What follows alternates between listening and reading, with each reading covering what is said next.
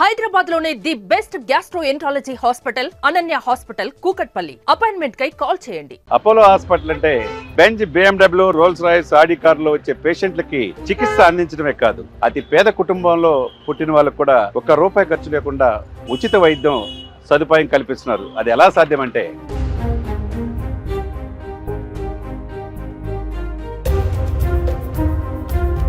Chiranjeevi blood bank లో ప్రతి 4 నెలలకు ఒకసారి మీరు బ్లడ్ ఇస్తే అది ఎంతో మంది ప్రాణాలను కాపాడవచ్చు.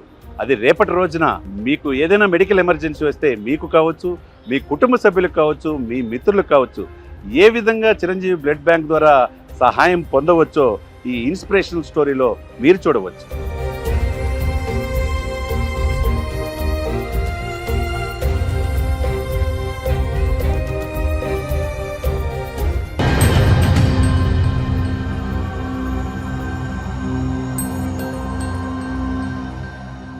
ఈనాటి కార్యక్రమానికి ఒక ఇన్స్పిరేషన్ పర్సనాలిటీ ఎంవిడి మల్లేశ్వరరావు గారు, శంకర్ మహంతి.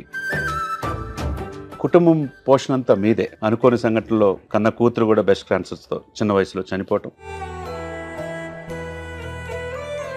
17 రోజులు దాదాపు కోమాలో ఉన్న మీ భార్యని ₹1 ఖర్చు లేకుండా ఉపాసన గారు రామ్ చరణ్ చేసిన సహాయం 17 మాసాల తర్వాత ఆ స్టూడియోలో చూస్తే కానీ తెలియదు.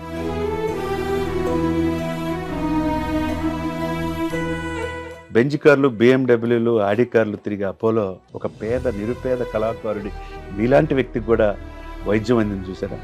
దాని పట్ల మీ యొక్క స్పందన.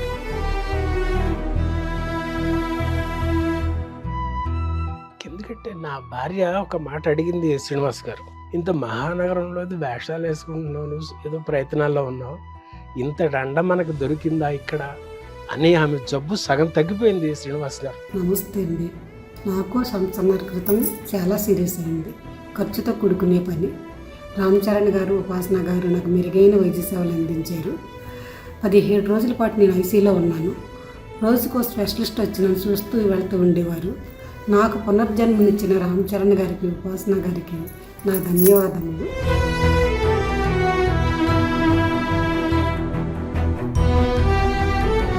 సుమన్ టీవీ ఇన్స్పిరేషన్ పర్సనాలిటీస్ లో భాగంగా ఒక ఇన్స్పిరేషనల్ స్టోరీని మనం ఈ రోజు చూడబోతున్నాం. ఈనాటి కార్యక్రమానికి ఒక ఇన్స్పిరేషన్ పర్సనాలిటీ ఎంవిడి మల్లేశ్వరరావు గారు, శంకర్ మహంతి. నమస్కారం మహంతి గారు. నమస్తే శ్రీనివాస్ గారు. పుట్టుక, మరణం ఈ రెండింటి మధ్య మనం ఏం సాధించామనేది ముఖ్యం. నేటి తరం యువత కావచ్చు, ఎవరైనా కానీ స్ఫూర్తివంతమైన స్టోరీ మీ కుటుంబంలోనే దాగి ఉంది. దాన్ని మన సుమన్ టీవీ ప్రేక్షకులకి అందించాలనుకుంటున్నాం. చాలా ఇన్స్పిరేషనల్ స్టోరీ. ఎంతో కడు పేదరికం నుంచి, బంగారుపాలెం నుంచి వచ్చిన మీరు ఒకవైపు నటులుగా సినీ రంగ ప్రవేశం చేశారు. దాదాపు 50 సినిమాలు ఒక క్యారెక్టర్ ఆర్టిస్ట్ గా పేరు సంపాదించుకున్నారు. అంటే కుటుంబం పోషణ అంతా మీదే. అనుకోని సంఘటనలో కన్న కూతురు కూడా బ్రెస్ట్ క్యాన్సర్స్ తో చిన్న వయసులో చనిపోవటం, ఒక కుమారుడు, భార్య కూడా 12 సంవత్సరాల క్రితం వాల్ ట్రీట్మెంట్, హార్ట్ ప్రాబ్లం అయ్యి ఆమె కూడా చావు బతుకుల మధ్య మళ్ళా బతికిరావటం, ఇవన్నీ మనం చూసాం. అయితే ఇక్కడ ఊహించిన సంఘటన మొన్న ఒక టీవీలో ఒక ప్రోగ్రాంలో, ఒక షోలో చూసినప్పుడు మీ స్టోరీ ప్రపంచానికి తెలిసింది. చాలా ఇన్స్పిరేషనల్ స్టోరీ అనిపించింది. దాంట్లో అది మన ప్రేక్షకులు కూడా ఈరోజు మీ యొక్క స్టోరీ తెలియజేయాలనుకుంటున్నాం. ఎట్లా అండి, అంటే మీ నేపథ్యం, ఎక్కడి నుంచి మీ ప్రస్థానం, ఎట్లా ఈ రోజున రామ్ చరణ్ గారు, ఉపాసన గారు 17 మాసాల క్రితం చేసిన సహాయం ఎవరికి తెలియదు ఆ షోలో వచ్చేదాకా. 17 మాసాల తర్వాత ఆ షోలో మిమ్మల్ని పిలిచినప్పుడు మీకు చేసిన సహాయం 35 నుంచి 40 లక్షల రూపాయలు. 17 రోజులు దాదాపు కోమాలో ఉన్న మీ భార్యని మాట్లాడిన పరిస్థితులు, ఐడెంటిఫై చేయలేని పరిస్థితి నుంచి ₹1 ఖర్చు లేకుండా ఉపాసన గారు రామ్ చరణ్ చేసిన సహాయం 17 మాసాల తర్వాత ఆ స్టూడియోలో చూస్తే కానీ తెలియలా. ఎలా? దీనికి కారణం ఎక్కడ? నేను 2023 జూలై 15 నా మిస్సెస్ హైదరాబాద్ వచ్చారండి. 15, 16 బాగానే ఉంది. 17వ తేదీ నైట్ 9 తర్వాత తనకి స్మృతి కోల్పోయి ఏదేదో మాట్లాడుతుంది శ్రీనివాస్ గారు. ఆ మాటలేంటి ఒక సంబంధం లేదు, పిచ్చితనంగా అయిపోతాం. నాకు భయం వేసిందండి.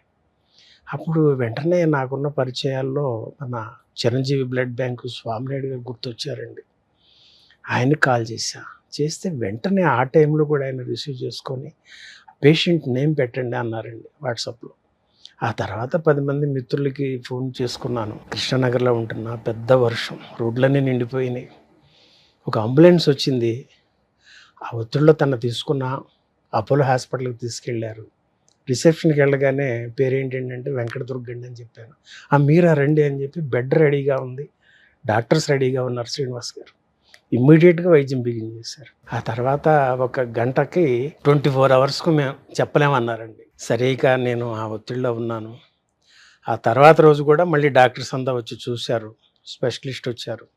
48 అవర్స్ వరకు చెప్పలేమన్నారు శ్రీనివాస్ గారు. ఈలోపు ఏంటంటే నేను హైదరాబాద్ నగరంలో ఒక చిన్న ఆర్టిస్ట్గా ఇప్పుడిప్పుడే సినిమాల్లో కనిపిస్తూ ఉన్నానండి. పెద్ద హాస్పిటల్, మంచి ట్రీట్మెంట్, ఇలాంటి దగ్గర బిల్ ఎంత అవుతుందో, నా ఆర్థిక పరిస్థితి నాకు సహకరిస్తుందో లేదో, లేకపోతే నాకు తగిన చోటుకు పోవచ్చు అనే భావంలో భయంతో ఉన్నాను శ్రీనివాస్ గారు. సరే అక్కడ డిపార్ట్మెంట్ వాళ్ళని అడిగాను, మా బిల్ ఎంత అవుతుంది ఏంటి అని అంటే, మాకు పైనుంచి ఫోన్ వచ్చింది, మీరేమో ఆందోళన పడకండి అన్నారండి. నాకు అప్పుడు పైనుంచి ఎవరు ఫోన్ చేస్తారో నాకు అర్థం కాల. ఆ నెక్స్ట్ డే మళ్ళీ 48 అవర్స్ వరకు మేము చెప్పలేమన్నారు డాక్టర్స్. తర్వాత సరే డాక్టర్స్ చూసుకున్నారని కొంచెం స్థిమితపడి అప్పుడు నేను ఎలా జరిగి ఉంటుందని ఒకసారి ఆలోచనకి వెళితే, ఆ బ్లడ్ బ్యాంక్ స్వామినాయుడు గారు అడిగారు కదా అని అప్పుడు ఆయనకు ఫోన్ చేశానండి. చేస్తే అప్పుడు అన్నారు ఆయన, అన్నయ్య గారి దృష్టికి తీసుకెళ్ళామండి, చిరంజీవి గారి దృష్టికి. ఆయన చరణ్ బాబు గారికి చెప్పడం, వారు ఉపాసనమ్మకి చేయటం, ఉపాసన గారు హాస్పిటల్కి చేయటం, ఆ రకంగా మీకు జరుగుతూ ఉంది. అప్పుడు నాకు అర్థమైంది శ్రీనివాస్ గారు. ఒకటి ఏంటంటే, మీరు ఇంత సహాయం పొందటానికి మీరు చేసింది 24 సార్లు బ్లడ్ ఇవ్వటమేనా? ఆ బ్లడ్ బ్యాంక్ లో ఇప్పటి వరకు బ్లడ్ బ్యాంక్ పెట్టి చిరంజీవి గారిది కొన్ని సంవత్సరాలు అవుతుంది. జాతీయ అవార్డులు వచ్చినాయి, అనేక మంది, లక్షలాది మందిని కాపాడారు, ఐ బ్యాంక్ ద్వారా సేవ చేస్తున్నారు. మీరు అభిమానంతో 24 సార్లు బ్లడ్ ఇచ్చారు ఆయనకి. మీకు కార్డు ఉంది అక్కడ. అవకాశం కోసం మీరు ఏమైనా సహాయం దొరికిద్దని చెప్పి మీ ఫ్రెండ్స్తో పాటు ఫోన్ చేశారు. అది చిరంజీవి గారి దృష్టికి వెళ్ళింది, అంతే కదా? అంటే నేను బ్లడ్ ఇవ్వటం అనేది శ్రీనివాస్ గారు కాలేజీ రోజుల్లో ఏదో ఎన్సిసి ఎన్ఎస్ఎస్లో ఉండేవాడిని. అప్పటి నుంచి బై భర్త ఏదన్నా అనండి, ఆ ఇచ్చుకునే గుణం ఆ భగవంతుడు నాకు ఇచ్చి ఉన్నాడండి. 2006లో నేను హైదరాబాద్ వచ్చినప్పుడు అన్నయ్య బ్లడ్ బ్యాంక్ పెట్టడం, మరి లక్షలాది మంది ప్రాణాలను కాపాడటానికి కోట్లాది మంది అభిమానులు కలిగిన చిరంజీవి గారు పెట్టడంతో అక్కడ కూడా ఇవ్వాలనే ఆశ కలిగి ఆ రోజు బ్లడ్ ఇచ్చుకున్నానండి 2006లో. మళ్ళీ 2007 వచ్చాను, అప్పుడు ఇచ్చాను. తర్వాత 2009కి హైదరాబాద్ షిఫ్ట్ అయిపోయాయి ఒక నటుడిగా నేను ప్రయాణం సాగించడానికి. అక్కడ నుంచి 3 నెలలకు ఒకసారి షూటింగ్స్ చూసుకుంటూ రెగ్యులర్గా ఇస్తున్నాను. అదంతా నా ఆత్మసంతృప్తి కోసము, అన్నయ్య తలపెట్టిన ఆ యజ్ఞంలో చిన్న ఉడత సాయంలాగా నేను నా ఆత్మసంతృప్తికి చేసుకున్నాను శ్రీనివాస్ గారు. అది ఇన్నిసార్లు ఇచ్చాననే లెక్క కూడా నాకు తెలియదండి. మొన్న చెప్తున్నారు, అంటే మొన్న జనవరి 30న బ్లడ్ ఇవ్వటానికి వెళ్ళానండి. ఇది మన అన్స్టాపబుల్ 17వ తారీఖు టెలికాస్ట్ అయింది. తర్వాత హైదరాబాద్కి నన్ను డబ్బింగ్ కోసం పిలిపించారు. ఆ వచ్చిన సందర్భంలో వచ్చాను కదా అని మళ్ళీ blood bank, Chiranjeevi blood bank వెళ్ళటం, అక్కడ బ్లడ్ ఇవ్వడం జరిగింది. అప్పుడు చెప్పారండి, మీరు ఇన్నిసార్లు ఇచ్చారని. 17 మాసాలు మళ్ళా ఒక ఛానల్ మీకు పిలిచేదాకా, ఈ 17 మాసాల్లో మీరు చేసిన సహాయం ఎందుకు చెప్పలేకపోయారు?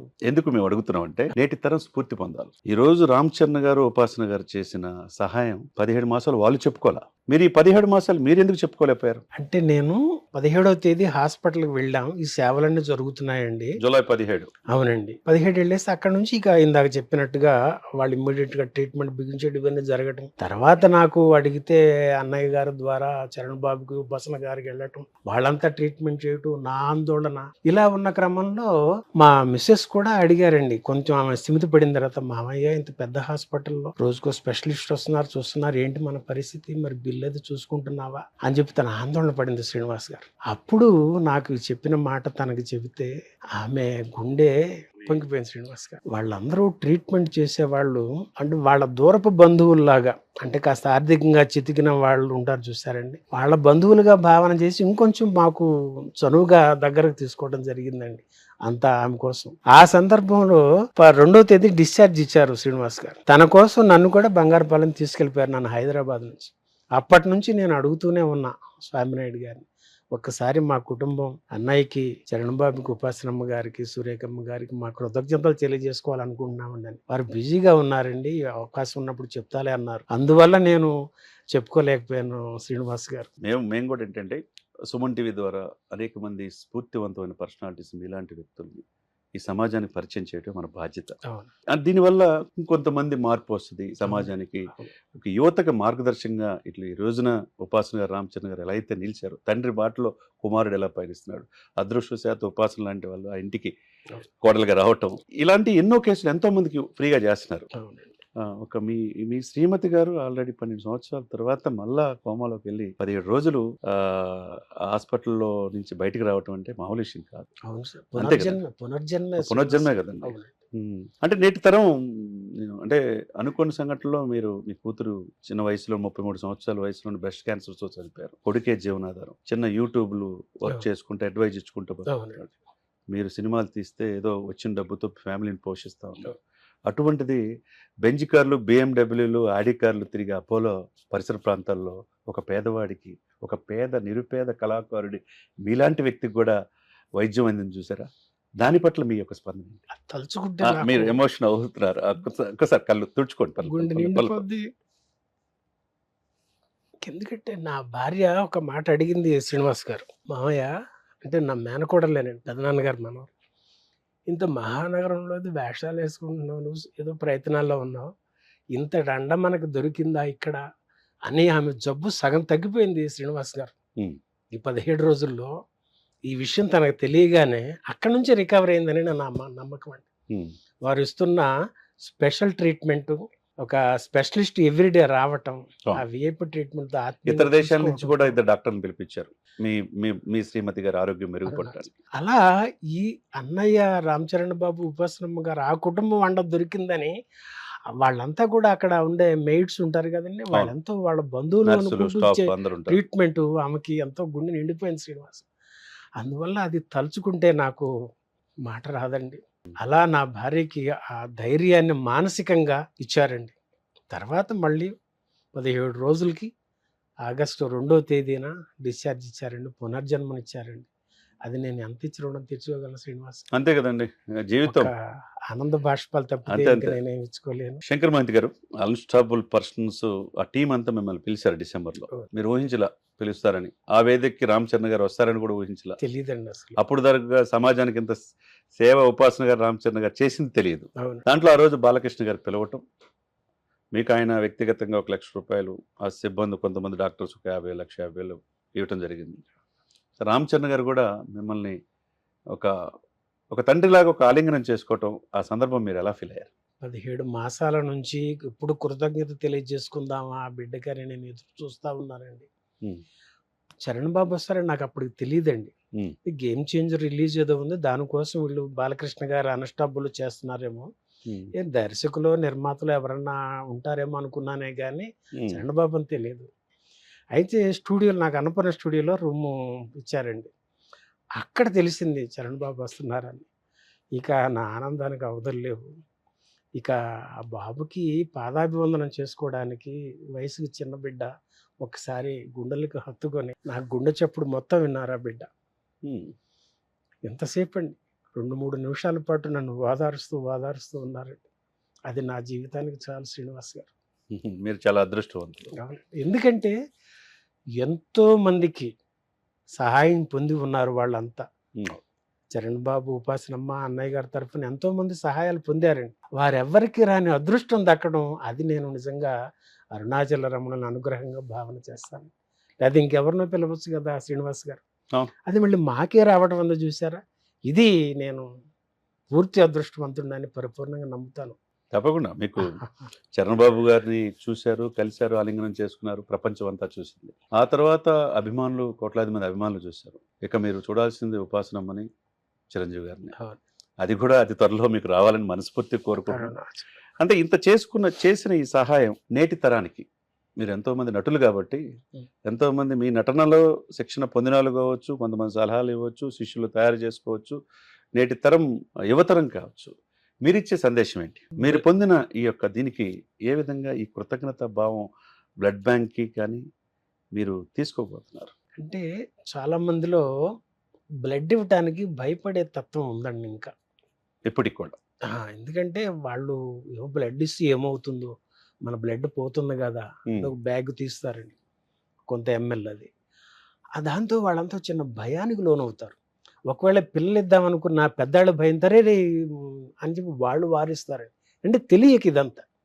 కానీ బ్లడ్ ఇస్తే జరిగేవి 2 విషయాలు ముఖ్యంగా ఉన్నాయి శ్రీనివాస్. అంటే ఏ వ్యక్తికి ఆ వ్యక్తికి బ్లడ్ ఇవ్వటం వల్ల ముందుగా తన మానసికమైన ఆనందం, ఆత్మ సంతృప్తి ఎందుకు కలుగుతుందంటే, ఈ బ్లడ్ ఇంకొకళ్ళకి ప్రాణాపాయ స్థితిలో ఉన్న వారికి అందుతుందండి. అది మన అన్నయ్య చిరంజీవి బ్లడ్ బ్యాంక్ ద్వారా వెళుతుందండి. దాంతో ప్రాణం నిలబడుతుంది. ఏమైంది, ఈ బ్లడ్ ఇవ్వటం వల్ల ఇతని బ్లడ్ బాడీలోంచి కొత్త బ్లడ్ ఇస్తాడు భగవంతుడు. Purifier. దానితో ఒక ఉత్తేజం ఉంటుంది వ్యక్తిగతంగా, బాడీ పరంగా కూడా. ఇలా 2 రకాల సంతృప్తులు ఉంటాయండి దీనిలో. ఇది మన ఇప్పుడు యువత అంతా కూడా చాలా అవేర్నెస్తో ఉన్నారు. ఈ విషయంలో పెద్దవారు ఎవరన్నా వారిస్తున్నా ఈ విషయాన్ని అవగాహన చేసుకొని 10 మంది ప్రాణాలు కాపాడేదానికి ఉపయోగపడుతున్నాము. ఒక మెగా సంస్థ అది చిరంజీవి బ్లడ్ బ్యాంక్ అంటే. దాని నుంచి సహాయం అందుతుంది, నాకు కొత్త బ్లడ్ వస్తుంది కాబట్టి ఇది ధైర్యంగా నేను ఇవ్వచ్చు, నేను ఉత్తేజంగా ఉత్సాహంగా ఉండడానికి ఉపయోగపడుతుంది, భగవంతుడు నాకు ఆ రకంగా కొత్త బ్లడ్ ఇస్తున్నాడు అని ధైర్యంగా హ్యాపీగా ఇవ్వచ్చు, ఉత్తేజంగా ఉత్సాహంగా ఆత్మసంతృప్తితో ఉండొచ్చండి బ్లడ్ ఇచ్చిన ప్రతి వ్యక్తి. అయితే దీనికి ఈ రక్త సంబంధం మరి నా భార్యకి జరిగిన ఈ సంఘటన ఇవాళ ఈ ప్రపంచానికి 17 మాసాల తర్వాత తెలిసింది. ఇది నేను అనుకొని ఊహించి లెక్కలు వేసుకొని చేసింది కాదు శ్రీనివాస్ గారు. నా ఆత్మ సంతృప్తి కోసం ఆ పద్మ విభూషణుడు చిరంజీవి అన్నయ్య పెట్టడం వల్ల నా ఆత్మ సంతృప్తి కోసం నేను చేసుకున్నానండి. కరెక్టే, మీరు చెప్పింది ఎమోషన్తో చెప్తున్నారు. 2006లో ఏర్పడిన బ్లడ్ బ్యాంకు. 6 కాదండి, నేను ఇవ్వటం మీరేటు 2006. అవును. సరే, ముందే ఏర్పడింది. అబ్దుల్ కలాం గారు ఈ దేశానికి రాష్ట్రపతికి చేసిన వ్యక్తి కూడా వచ్చి ఇంతకంటే సహాయం చిరంజీవి గారు ఇంకెవరూ చేయలేరు, మీరు కారణ జన్మలు అన్నారు. అటువంటి దేశానికి గొప్ప వ్యక్తే. మనకి ఇప్పుడు సుమన్ టీవీ దగ్గరలోనే బ్లడ్ బ్యాంక్ ఉంది. ఇప్పుడు వరకు కూడా లక్షలాది మందికి కాపాడుతుంది. మొన్న కరోనాలో కూడా మీలాంటి ఎంతోమంది అభాగ్యులకి, ఆర్టిస్టులకి దాదాపు 6 మాసాలు నిత్యావసర వస్తువులు అవునండి చిరంజీవి గారి నేతృత్వంలో ఇచ్చారు. అదే రామచంద్ర గారు పర్యవేక్షించారు. రెమెడీసివిర్ ఇంజెక్షన్ ఇచ్చారు, ఆక్సిజన్ కూడా అందించారు, అనేక రకాలుగా కాపాడారు. అవునండి. అంటే ఇది ఏ నటులు కూడా మనకు తెలిసి అనేక మంది హీరోలు వస్తుంటారు, వెళ్తుంటారు, డబ్బులు సంపాదిస్తూ ఉంటారు. మనకు తెలిసి ఏ నటులు కూడా ఆ నటుడు ఒక స్ఫూర్తివంతమైన సామాజిక సమస్యల్ని, సామాజిక ఇతివృత్తాన్ని, సందేశాన్ని తన సినిమాల ద్వారా ఇవ్వటమే కాకుండా తన యొక్క అభిమానులు కూడా మీరంటూ అన్నట్టు 24 సార్లు బ్లడ్ ఇవ్వగలిగారు. ఈ రోజున ఆ అవకాశాన్ని, అది అద్భుతం కావచ్చు, అది విధి కావచ్చు, ఏదైనా కావచ్చు, వాళ్ళ కుమారుడి దగ్గరికి మిమ్మల్ని తీసుకెళ్ళింది. మరో జన్మ మీ శ్రీమతి గారికి, దుర్గా గారికి లభించింది. అంటే ఈ నేటి తరం మీరు ఇందాక చెప్పినట్టుగా యువత కూడా మీరు అన్నట్టు బ్లడ్ ఇవ్వడానికి ఎవరు భయపడకూడదు. నాకు తెలిసి కూడా 200 సార్లు పైన బ్లడ్ ఇచ్చిన వాళ్ళు ఉన్నారు. నా స్నేహితులు 120 సార్లు బ్లడ్ ఇచ్చారు. సిబిజేడి లక్ష్మీనారాయణ గారు లాంటి వాళ్ళు దాదాపు 100 సార్లు బ్లడ్ ఇచ్చిన చరిత్ర ఉంది. అనేక మంది అంటే బ్లడ్ ఇవ్వడానికి ఎవరు కూడా భయపడకూడదు. మహంతి గారు, మీరు చేసిన సినిమాలో చిన్న క్యారెక్టరే కావచ్చు, ఆ క్యారెక్టర్ ఆ సినిమాలకి కావచ్చు, సీరియల్కి కావచ్చు, తర్వాత వెబ్ సీరియల్ కూడా ఈ మధ్య మీరు చేస్తున్నారు, దేవకట్ట గారిది. ఏదైనా ఒక ఆ యొక్క ఆ నిడివి కొంతసేపు ఉండొచ్చు, కంప్లీట్గా మారిద్ది అనమాట. అది నారప్పలో కూడా మీరు మంచి పాత్ర పోషించారు. అది ఒక్కొక్కటి చెప్పుకునే ముందు నారప్పలో మీకు, ఎందుకంటే చిరంజీవి గారు మెగాస్టార్ ఆచార్యలో కూడా మీరు నటించారు. భీమలి కబడ్డీ జట్టు అయితే చాలా మంది యువతకి స్ఫూర్తివంతంగా నిలిచింది. పురుషోత్తముడిలో కూడా ఇటీవల వచ్చిన పురుషోత్తముడు కూడా మంచి సినిమాగా, దాంట్లో కూడా మీరు చూసాం.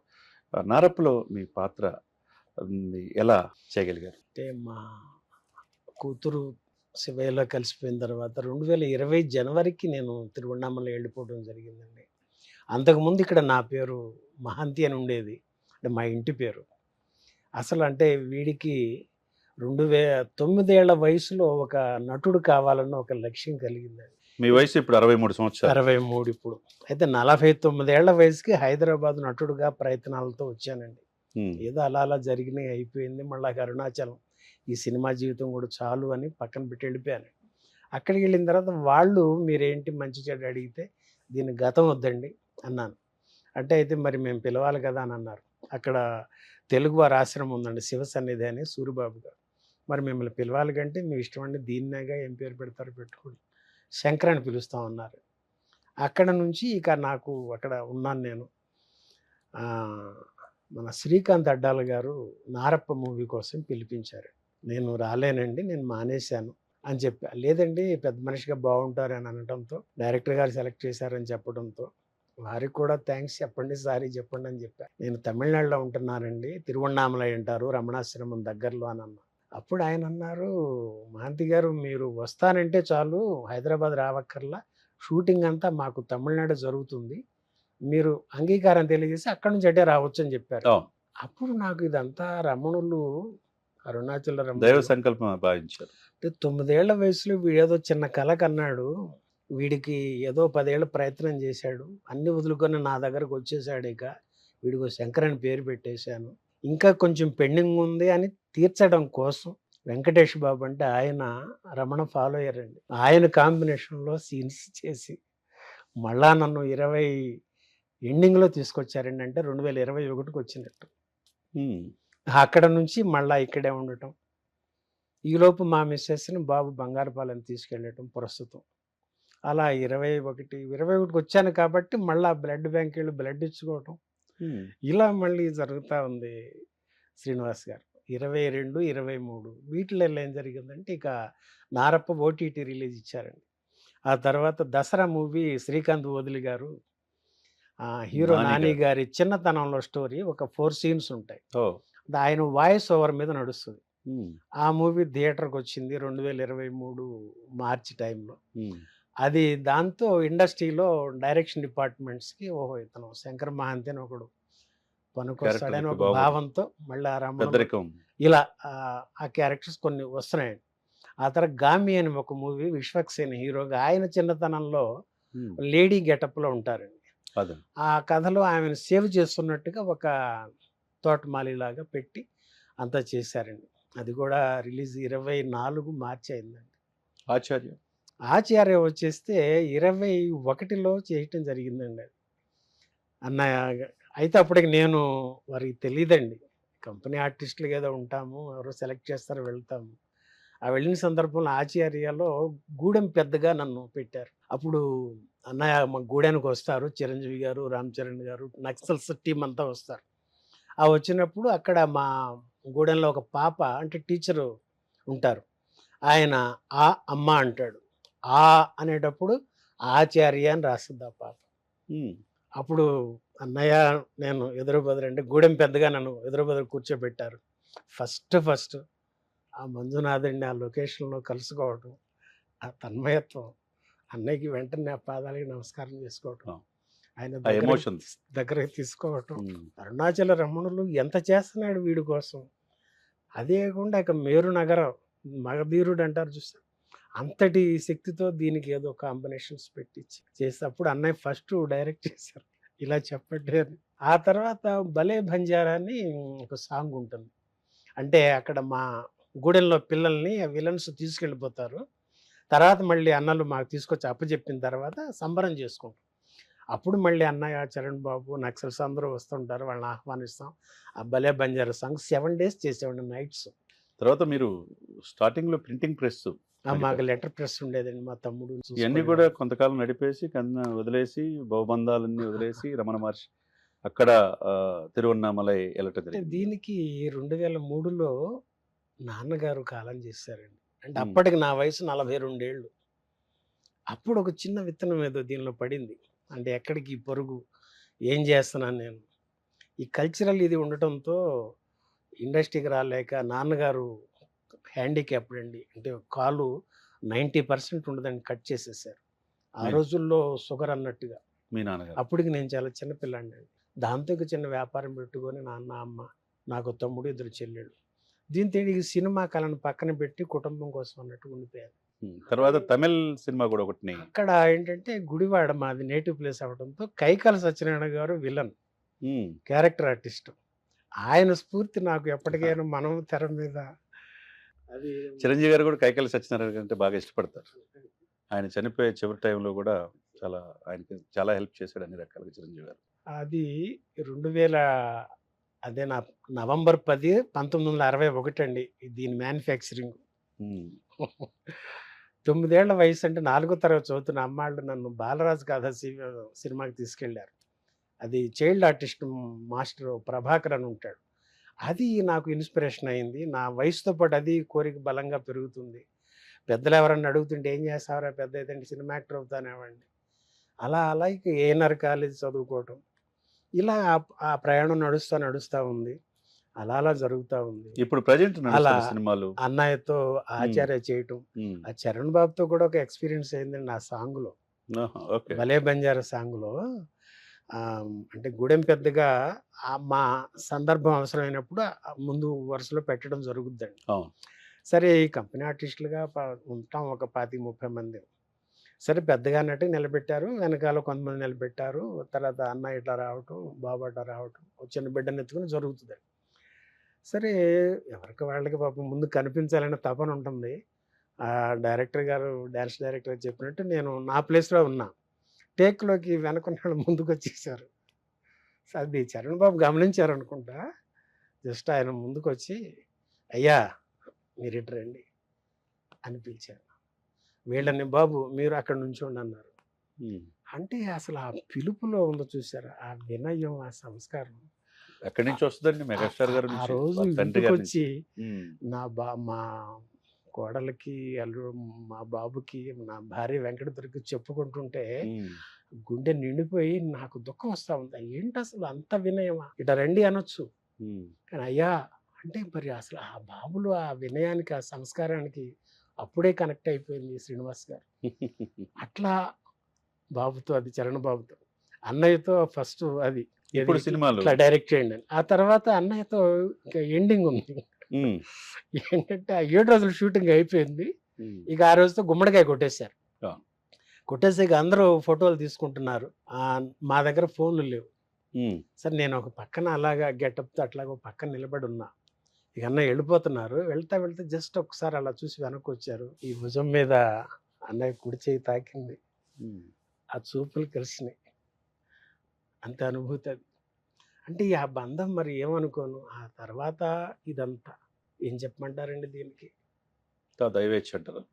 ఆ తర్వాత అన్స్టాపుల్ కూడా మమ్మల్ని పిలవటం ఏంటండి, మేమెవరు, ఎంతమందికి చేశారండి వాళ్ళు. అంటే అదృష్టం, అంటే అంత అండ దొరికిందని నా భార్య కూడా ఎంతో పొంగిపోతా ఆమె ఆనందంతో ఉంటుంది. ఆ రకంగా అలా జరిగింది. ఇదంతా ఈ సినిమాకి సంబంధించి ఇవి ఇలా ఉన్నాయి శ్రీనివాస్ గారు తీసిన. ఇప్పుడు ఏమైనా లేటెస్ట్ గా తీసే సినిమాలు ఏమన్నా మీ ఉన్నాయా, మీరు నటిస్తున్నాయి? వెబ్ సీరియల్ కావచ్చు, ఏదైనా. దసరా గామి అయిపోయిన తర్వాత అండి ఇప్పుడు మిస్టర్ రెడ్డి అని ఒక మూవీ డబ్బింగ్ చెప్పానండి. తను కూడా నన్ను కావాలనుకొని, నేను నా మిస్సెస్ ఆఫ్టర్ హెల్త్ ఇష్యూ వల్ల అక్కడ ఉండటం బంగారుపాలెం ఉండటంతో తన ఇంట్రెస్ట్గా గురువుగారు మీరే కావాలని పిలిపించుకోవటం, 4 రోజులు చేయించుకోవడం, తెలంగాణ మాండలేఖంలో మంచి క్యారెక్టర్ పెట్టుకున్నాడు తను. సరే మొన్న కాల్ చేశారు నాకు, చేసి గురుగారు డబ్బింగ్ పెట్టుకున్నానంటే, నాన్న ఇలా ఉన్నానంటే, చూశాను గురుగారు నేను, అయితే మీరు ఇబ్బందిలో ఉండి రావద్దు, నేను ఇక్కడ 5-6 వాయిస్లు టచ్ చేస్తాను, మ్యాచ్ అయిపోతే ఓకేనండి అన్నాడు. 2-3 రోజులు చూసుకున్నాడంట. అదే గురుగారు వాయిస్ మ్యాచ్ కావటల్లా కొంచెం క్యారెక్టర్ కిల్ అయిపోతుంది, అది మీకు దృష్టిలో పెడదామని అన్నాడు. తప్పకుండా వస్తాను నాన్న, నేను వచ్చి చెప్తాను అని చెప్పి 29 వచ్చాను శ్రీనివాస్ గారు. ఆ తర్వాత మన దేవకట్ట గారు, ప్రస్థానం, రిపబ్లిక్ ఈ చేసిన డైరెక్టర్ గారు, ఆయన ఒక వెబ్ సిరీస్ చేస్తూ రాయలసీమ బ్యాక్డ్రాప్లో ఒక మెయిన్ లీడ్ పెట్టి చేయించారు. అది కూడా కిందటి ఆగస్టుకి నాకు డబ్బింగ్ చెప్పడం అయిపోయిందండి. అయిన తర్వాత ఒక మాట అన్నారు దేవకట్ట గారు, శంకర్ మాంది గారు మీకు ఇది యాడ్ అవుతుంది మీ కెరీర్కి అన్నారు. అదొక చిన్న హోప్. చివరిగా సుమన్ టీవీ వీక్షకులకి మీరు ఇచ్చే సందేశం. కోట్లాది మంది వీక్షకులు కలిగిన సుమన్ టీవీ వీక్షకులందరికీ, అన్నయ్య కుటుంబానికి, చరణ్ బాబుకి, ఉపాసనమ్మకి, అమ్మలగన్న అమ్మ, 3 అమ్మల మూల పుట్టమ్మ కనకదుర్గమ్మ, చిరంజీవి గారు, నాగబాబు గారు, పవన్ కళ్యాణ్ గారు, 3 అన్నలగన్న అమ్మ అంజనమ్మ, వారందరికీ మా కుటుంబం తరపున కృతజ్ఞత తెలియజేసుకోవాలనుకుంటున్నాం. వీక్షిస్తున్న యూత్ అంతా కూడా, పెద్దవారంతా కూడా రక్తదానం చేయడానికి ఏమాత్రం సంకోచించకుండా, భయపడకుండా, ధైర్యంగా, హ్యాపీగా బ్లడ్ డొనేట్ చేయండి. 10 మంది జీవితాలని కాపాడండి. మీ బాడీలో కొత్త రక్తం భగవంతుడు మీకు ఇస్తాడు. ఆ ఉత్తేజంతో, ఉత్సాహంతో 10 మంది ప్రాణాలు కాపాడిన ఆత్మసంతృప్తితో ఉండండి. ఇది నేను కోరుకునేది. అరుణాచల. థ్యాంక్ యూ అండి. థ్యాంక్ యూ శ్రీనివాస్ గారు.